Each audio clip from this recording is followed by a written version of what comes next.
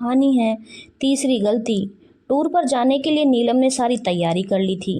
2 bag में सारा सामान भर लिया था। बेटी को पैकिंग करते देख रजनी जी ने पूछा, इस बार कुछ ज्यादा सामान नहीं ले जा रही हो?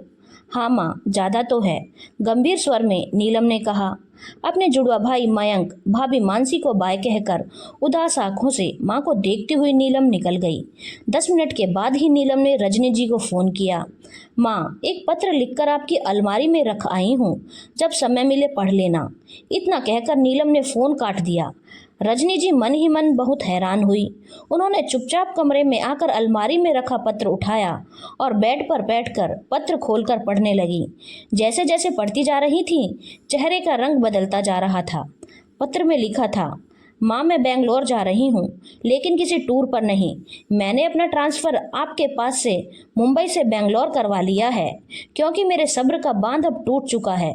अभी तक तो मेरा कोई ठिकाना नहीं था, अब मैं आत्मनिर्भर हो चुकी हूँ, तो क्यों आपको अपना चेहरा दिखा दिखा कर आपकी तीसरी गलती हर समय महसूस करवाती रहूं?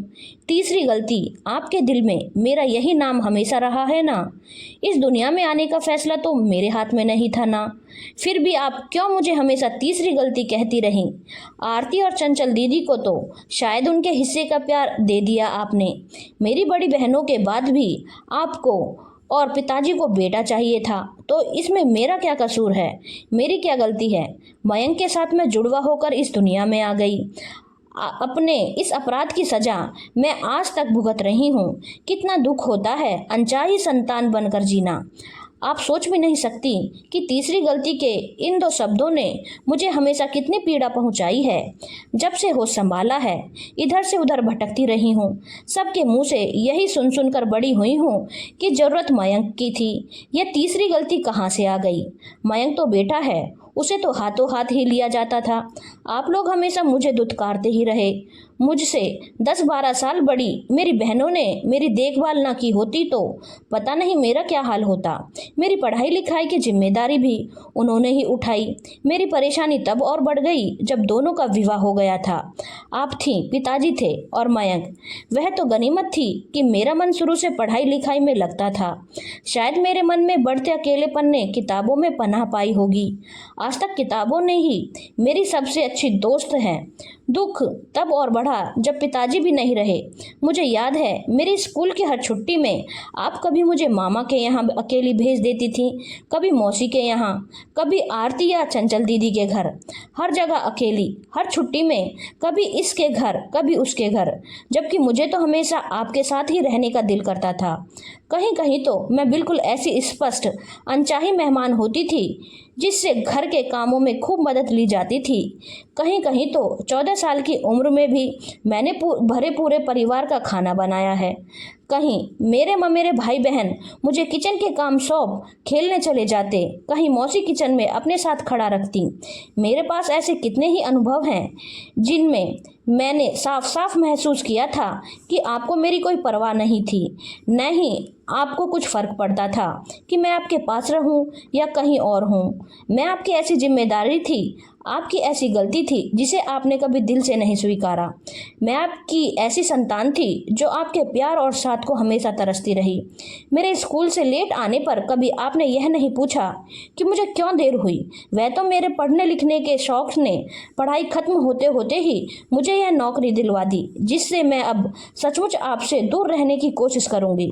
अपने प्रति आपकी उपेक्षा ने कई बार मुझे जो मानसिक और शारीरिक कष्ट दिए हैं, उन्हें भूल तो नहीं पाऊंगी, पर हाँ, जीवन के महत्वपूर्ण सबक में मैंने उन पलों से ही सीखे हैं। आपकी उपेक्षा ने मुझे एक ऐसी लड़की बना दिया है जिसे अब किसी भी रिश्ते पर भरोसा नहीं रहा। जीने के लिए थोड़े से रंग, थोड़ी सी खुशबू, थोड़ा सा उजाला भी तो चाहिए। खुशियों के रंग, प्यार की खुशबू और चाहत का उजाला, पर इनमें से कुछ भी तो नहीं आया मेरे हिस्से। मयंक के साथ जुड़वा बंद दुनिया में आने की सजा के रूप में जैसे मुझे किसी मरुस्थल के ठीक बीचों बीच ला बिठाया गया था, जहाँ ना कोई छांव थी ना कोई राह। माँ, आपको पता है, अकेलापन किसी भयानक जंगल से कम नहीं होता। हर रास्ते पर खतरा लगता है। जब आप मयंक के आगे पीछे घूमती, मैं आपके आगे पीछे घूम रही होती थी।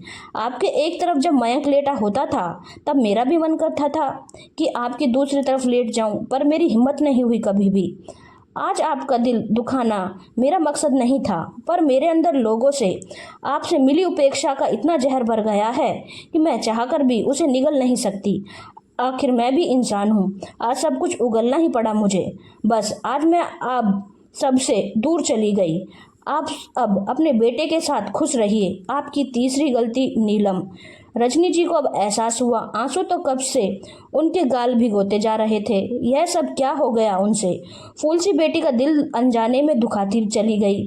वे पत्र सीने से लगाकर फपक पड़ी। अब क्या करे। जीवन तो बहती नदी की तरह है।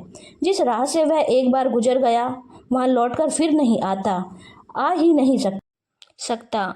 धन्यवाद दोस्तों। अगर आपको कहानी अच्छी लगी हो तो चैनल को लाइक, शेयर और सब्सक्राइब करना ना भूलें।